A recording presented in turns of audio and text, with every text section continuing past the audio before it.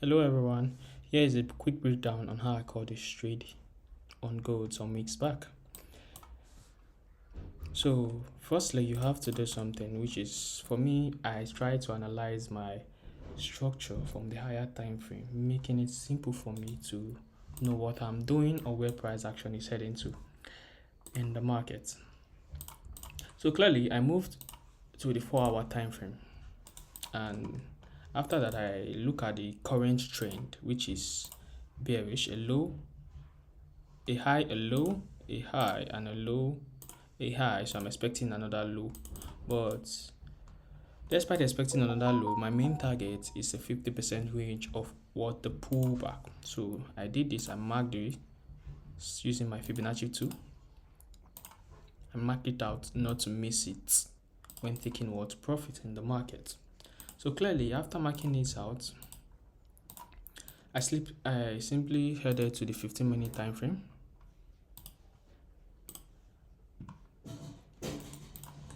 After heading to the 15-minute time frame, I have to know if the 15-minute time frame is aligning with my 4-hour time frame, which is the bearish structure.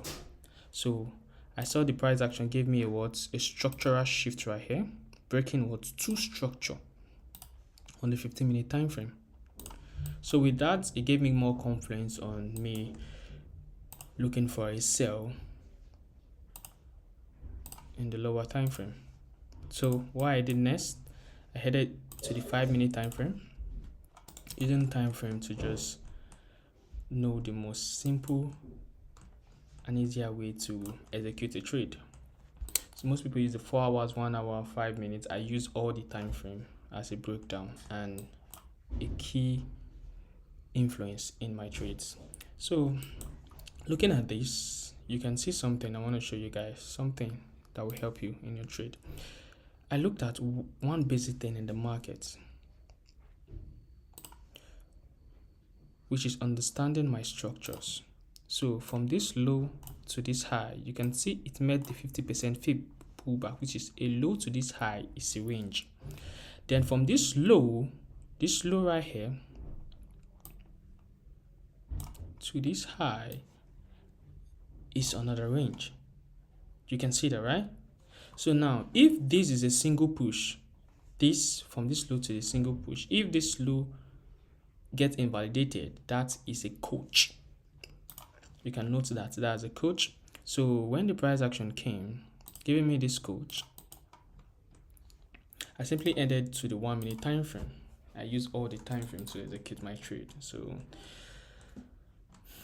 it's very helpful for some people, but some people doesn't know how to use it. You get trapped because most people trade the lower time frame, and you can easily get trapped if you're not analyzing your charts from the higher time frame down to the lower time frame.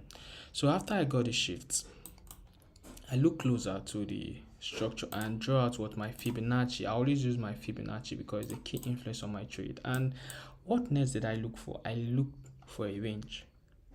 I draw out my Fib above the 50%, this Fib 50%.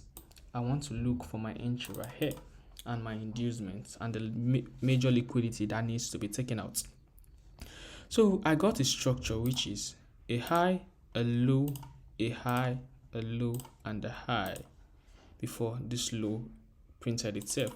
So with this in mind, I got my inducement right here. Having here as my inducement, I place my entry right here and my stop loss above this high. You can see right here above this high, but you can still give it a little bit of room right here, which is better because I'm not the owner of the market. So removing all this marked up, now where is my target? Going back to my maybe the 1 hour or 4 hours, I marked out this pullback from the what? This pullback, this 50% from the pullback we saw earlier in identifying our structures. So that was my marked up for this trade. So going back to 50%, 15-minute time frame, I simply let the market to do what it wants to do. However, I have my TP1 as always, which every trader must know when to take profit and when not to, but this is part of my rules. Immediately a price action creates a new low. That is what my TP1 coming.